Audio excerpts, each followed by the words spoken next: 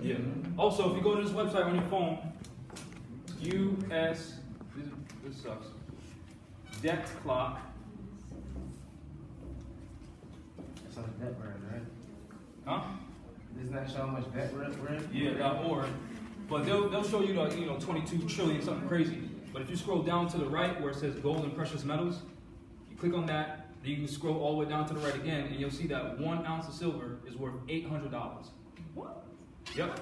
How do you know? So you can buy it for 20, but its actual value is 800. This is the stuff they don't want you to know. But it doesn't matter. But will they use it? You're Well, not no. It's It's money. you know what an Why asset would is? they use it? Yeah. You know what a bond is? Yes. Yeah. So if you have silver, you got silver at home, you can use that as collateral to Like create for credit insurance. for yourself. Like car insurance, instead of getting car insurance, you could put like 6 coins that are worth $800. That's worth way more than what you're paying insurance as your car insurance. Yeah, file that on City Hall that you have, as a certificate, because that would be the bond proof that you have silver somewhere. So if you get into an accident, that person can get that silver and pay for that debt. Huh? Yeah, I'll show you cases that I got dismissed using this information. He got a case dismissed In Rhode Island. on somebody was supposedly stealing money, and he argued in court that That paper there's is no not money. money and gold is money. He'll show you the case, and the case got dismissed. Yeah, and I'll show you stuff from the Library of Congress to show you that. Court, To show you that all your congressmen know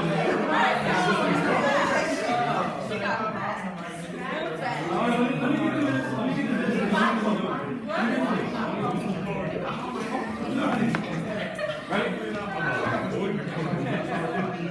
Y'all ready? Alright, so Supreme Court decision. The second thing, huh? You can buy that for about $18, and it's worth $800. So, I'm just going to continue. If you listen to me. The second thing you need to know about the first maximum law being that money is only gold and silver coin is that the United States Supreme Court justices have already ruled against the fact that Federal Reserve notes, aka FRNs, aka Federal Reserve notes, aka private commercial paper, aka USD, aka United States dollar, cannot be used to pay debts, and therefore no agency can ask you to pay any alleged student loan debts or any other debts for that matter in Federal Reserve notes. So speeding tickets, parking tickets, rent, credit card debt, debit card, whatever, they can't ask you to pay in Federal Reserve notes. And I'll show you the case law regarding that. Next slide, please. So this is the case I'm about to show you right now is certified from the Library of Congress. So if you doubt whether what I'm saying is true or not, take that up with Congress, not me. I'm going to show you what all these politicians know, all these lawyers know, all these judges know. All right, so you have the slides, so you really got to take notes. But what I'm about to show you is certified from the Library of Congress. This is the Don E. Williams versus the IRS Commissioner case. And as you can see, it's sealed from the Library of Congress. And this is bonded, meaning I did not alter this. So if this was damaged in any way, you can see that I altered it and made this stuff up, which I did not. Right? And I'll just show you the seal, so you can see that this is not my seal. This is a wet ink signature from the Library of Congress.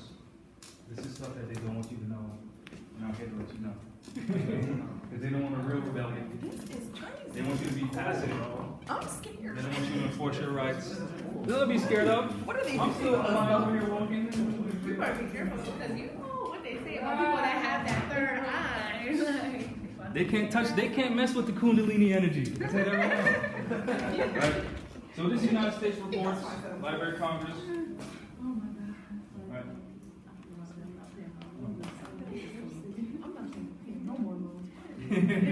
That's right. So this is E. This is This is dealing with that case. It said a promissory note, which I just showed you that paper that you have in your wallet is not money, it's called a note. So that's what they're talking about. A promissory note cannot be properly equated with a check, even when payable on demand and fully secured. It's still only a promise to pay. Promissory note. Get it? So if I give you $5, I gave you a promise to give you something of value later. IOU. So since it's an IOU, it cannot be used as payment. So if these student loan companies are saying, yeah, you take a picture. What is this also? Picture this first. This nigga's like, I'm paying all my shit open. Can you go to the next slide? After I graduate, can you? So I'm about to trade in some cash, some coins and shit. So this case is in the presentation that I put together. Yeah. Take a picture of that. Yeah, Robert, we're going to the library tomorrow. Take you to the case. Yeah, so I recommend you read case law so you can know your rights, because these attorneys ain't gonna teach you shit about shit. Excuse my language. Nah, facts. That's literally why I want to be an attorney, for that exact. Well, you need to know this information. Yeah. Not that they teach you, because they're gonna teach you procedure, Right. they're not gonna teach you law, I'll tell you that straight up, Right. right? Take a wall down. It's like calling. Let me also give you this website so you can study case law for yourself. Don't take a long thing, like I can't teach you how to make this system. I can just teach you the rules. Like, It's true. Yep. You know what they say, right? If you wanna hide something from a black person, put it in the book. Exactly. If you want to hide something from a black person, put it in a book. We're not going to read it. So, what I just read is this slide. So you all have this information. Then you gotta take notes. I just read that right here. A promissory note cannot properly be equated with a check, since a note, even when payable on demand and fully secured, is still only a promise to pay. Right? So if I say you owe me money and you give me a promise to pay, that means you still didn't pay me. So if they're claiming to have given you a student loan and they gave you Federal Reserve notes, they still didn't give you anything. So how can they say you owe them if they never gave you anything? They only gave you a promise to pay. Next slide, please. Right, that's what this is. Next slide. Oh, excuse me, that's my job. They basically, everything is a scheme. Yeah, so what does this mean? So what This means to save yourself from years of debt and a life of struggle, like we're all struggling. We all see our parents struggling paying bills, right? All you have to do is enforce the Constitution by sending a lawful writ of discovery, writ of error, or an affidavit of fact stating that a debt can only be paid in gold and silver, and the decision of the Supreme Court, which stated that a note cannot be equated with a check, even when payable on demand, since it's not payment, but merely a promise to pay.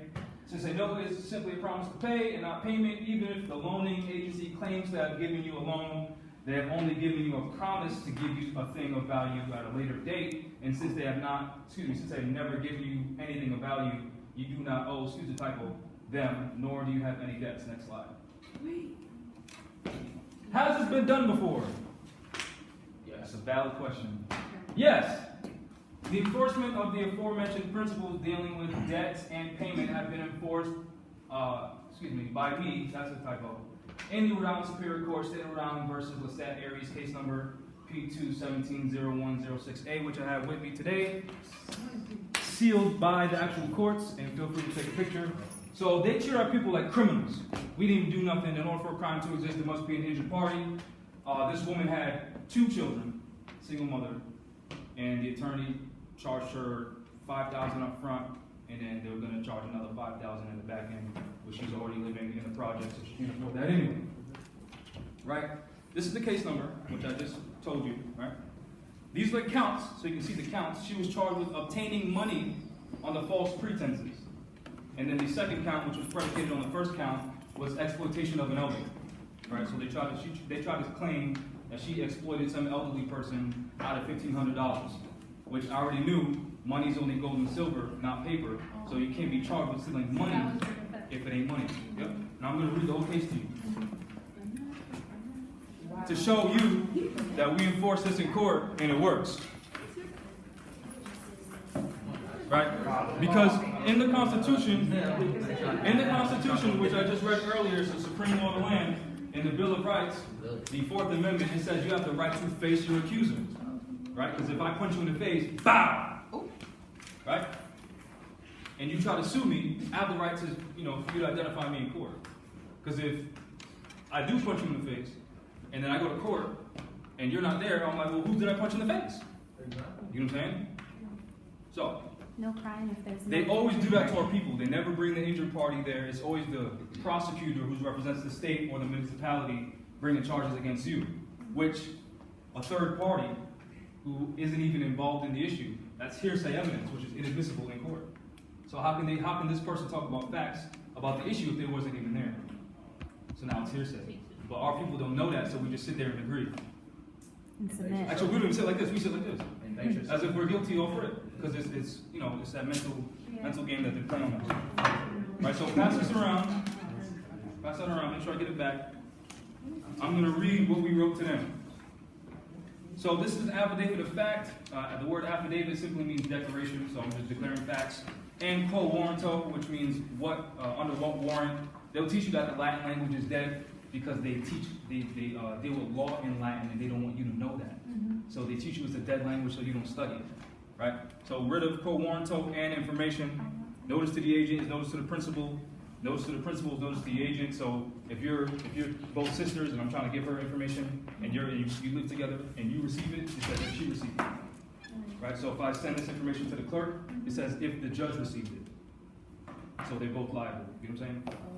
So in an attempt to ensure that I'm dealing with a legally and lawfully, because legal and lawful are two different things, competent court with prescribed jurisdiction per Article 3 of the Constitution for the United States of America, I rightfully demand to see the judge's oath or affirmation to support and defend the Constitution regarding this matter. Because whenever we go in a courtroom, we just assume that they're a good person up there. Which, if you do research into the KKK, you'll see they infiltrate the government. So that might be a Klansman you don't even know. But they're pretending to be lawful people, which is color of law, meaning the appearance of law with no substance, right?